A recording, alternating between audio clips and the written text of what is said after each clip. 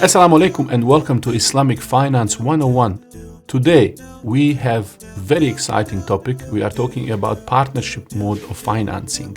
So let's get into it. Bismillah.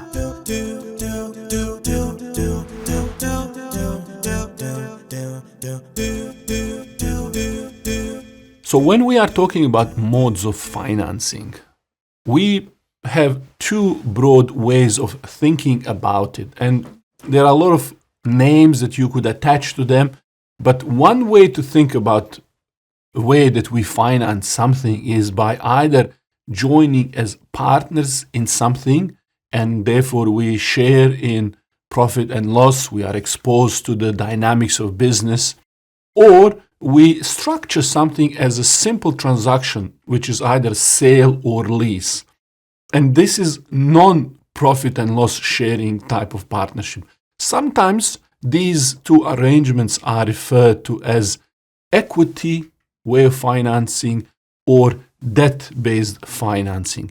And this is not your typical conventional way of dividing these, but let's today look at this equity-based or profit and loss sharing mode. And we are going to look particularly at musharaka and mudaraba as a way of financing something. The first mode of financing is musharaka. So this is what you could translate as joint venture or equity partnership. It is derived from the word shirka or sharing, as a partnership sharing. And I'll give you a scenario. Let's say you have two parties, A and B, and they want to engage in a business venture, something that will either result in a profit-making activity or there might be some kind of a loss at the end. So these two parties, they are investing, let's say, 20-80. Their capital contribution is party A 20% of the funds needed, and party B is putting 80%. Let's say the business requires $100,000. So the first investment is what we call capital contribution, 2018. Now, end result of this business arrangement could be that A, there is a profit, or that there is a loss. Now, in Islam, we are allowed, before we start to enter into this partnership, we are allowed to negotiate profit ratio.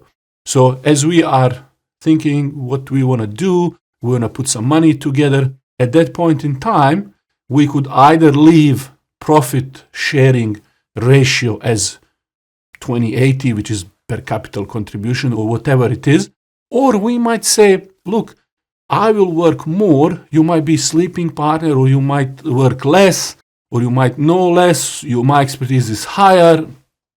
We could do any kind of arrangement where we negotiate that sort of a profit sharing ratio. The only thing we shouldn't be doing is give more than capital contribution if the partner is just the passive or a sleeping partner. But in any case, let's say in this particular venture, we agree that one party will get 30%, another party will get 70%. What we are normally doing here is that we are incentivizing one party. So one partner is giving up share of their profit so that if this partner works more, they're thinking that an entire business venture might be more profitable. So we are allowed to incentivize by giving more share in profit to another party. Now, when it comes to the loss is always fixed, and it is fixed according to the capital contribution. In this case, it will be always fixed 20-80. So what is the wisdom? Why we can negotiate profit, but we cannot negotiate loss? Well, the reason is very simple. What would happen if you could negotiate a loss ratio? You would have a situation where the stronger party would usually push undeserved risk to the weaker party. Incentivizing production is a different story. It is a positive outcome where you are giving incentive to the party to work more, because at the end of the day, you rather would like to have smaller share in a bigger pie than half or much more or entire pie that is small. So this way, it's a win-win for both parties. And this just shows you the wisdom of Islam, and that you want to incentivize wealth creation. You want to incentivize people working hard, contributing, and growing the benefit for both of these partners. Now let's have a little simple case study of this. So let's say you have investment where you have two parties. Capital contribution is one is giving $40,000, another party is giving $60,000. And in the first outcome, you agree that whatever, and this is obviously something you have to agree in the beginning, you don't agree on the profit ratio at the end or when the profit actually arrives. But you say, we're going to share 50-50. So while you did put 40-60 in terms of investment from the partners, you say we're going to share 50-50. Obviously, one partner is contributing more of their time and so on. Maybe they're managing business. So the profit is $10,000 at the end. How do they share it? They share it $5,000 each, 50-50. If there was a opposite loss of $10,000, so in first case, profit was $10,000. In second case, loss is $10,000. How do they share it? It goes according to the capital contribution, which is 60%, which is $4,000 and $6,000 for the other party. How can we use this today to structure not just business ventures, but modes of financing, for example, homes? So diminishing musharaka is one of those forms of partnership. It's a derivative from typical musharaka, where one partner promises to buy equity share of other gradually. And they are buying it until the title to the equity is completely transferred to another party. So in a simple way, person who is a customer would go to, let's say, Islamic Finance Organization, and they would agree to buy the house 2080. So their equity stake, ownership stake would be 2080. The 20% of ownership on one side versus 80 on the other side. Now, the customer is renting the part of that house that they don't own from the bank. So the bank would charge rent on their portion of the house, which is 80%. And this would constitute a profit. Remember, interest-free finance doesn't mean profit-free arrangement, because you now have that 80% which you are renting to the person. Now, this person, other than renting, and let's say the rent is, for example, $1,000, so 80% of the property that they are renting that is not theirs would be then $800 for the rent. On top of that, they might contribute additional sum of money to buy some equity from this finance institution. And so over the time, more equity they buy, less they pay for the rent. So after a while, their equity increased to 30%. They're only paying rent for 70% that other institution owns. And that starts declining, which is diminishing partnership. So institutional ownership diminishes over time until it reaches zero, at which point you fully own that property. Now, sometimes when it comes to partnership, one party might not have capital, but they might have some skills. Often today you see somebody might be a developer or coding expert, or they have some knowledge and they would like to develop, let's say, an app or something like that, and the other party might have money. So in this case, we have very similar way of arrangement. It is called investment partnership, which is mudaraba. Mudaraba is partnership in profit where one party provides capital, we call that rabul mal, and the other party provides labor. And so if you think about previous example, we have two partners now in mudaraba. One is manager or mudarib, another one is investor. Again, similar business venture like before, they need $100,000. One party will provide labor, another party 100% of the capital.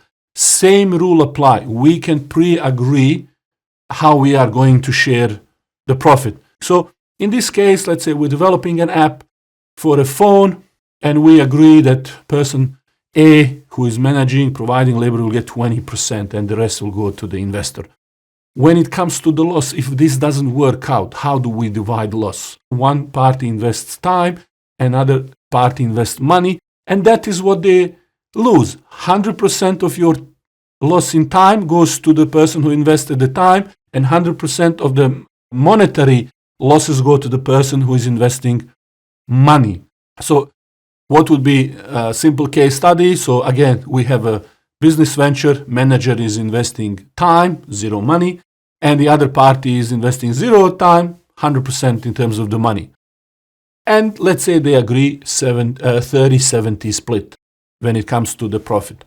In the first case, if the venture is in profit, that will be 3,000 versus 7,000 for investor in terms of splitting the profit. And if it comes to the loss of 10,000, then manager or person who is putting labor would lose their time, but zero money lost, which doesn't mean that they didn't lose anything. They lose their time, opportunity to do something else. They still have a bill, so there is a loss there, very tangible loss. And investor would lose $100,000 from their investment.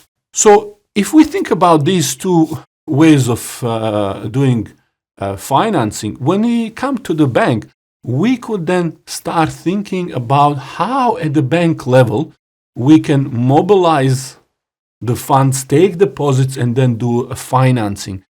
You know, in conventional sense, we see usually bank as intermediator between a lender and a borrower. It connects people who have money and those who need. In Islamic finance industry, it's less straightforward. You can't just be transactional. You can't just deal with money to money. Money must become something, then you can benefit from that something. So money, that cycle money to money must be broken down in asset in between. So as we said before, you are allowed to benefit from selling an asset, but not from selling the money. So Islamic, let's say bank, if they want to finance the home, they need to buy the home. So they take that money from depositors, for example, on mudaraba basis. So they go and they say, all right, we're opening this investment account where we're going to be like mudarib. We're going to do our expertise, something with that money. And depositors open this account. And so they might say, we as a bank will take 20%, whatever profits we made with this money, and we'll distribute 80% to all of our depositors.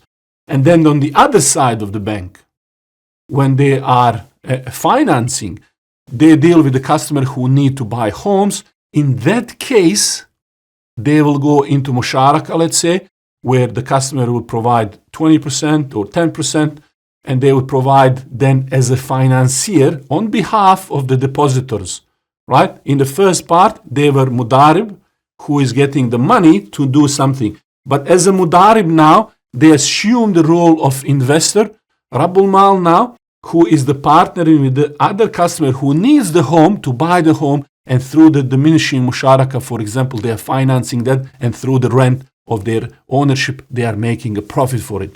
So you have deposit mechanism, you have the way to finance these operations. And that's how we solve this challenge that we have in society. Now, let me ask you some simple question. Let's say you have a partner who is investing with you $100,000. But this partner is asking you to get them $10,000 in profit every year as their share in partnership. Is this something that is permissible? Can you take $100,000 from someone and then as their part or share in that partnership, as the part of the profit from that business, you say, okay, here's every, let's say 12 months, you get $10,000 and this is your return on the money that you invested. Is that permissible? What do you think? How do you think about it? What is the rule? Should partnership return be fixed amount, or should it be proportion of the actual profit that comes out from the business? Let me know what you think, and we'll see you in the next episode, inshallah. Assalamu alaikum.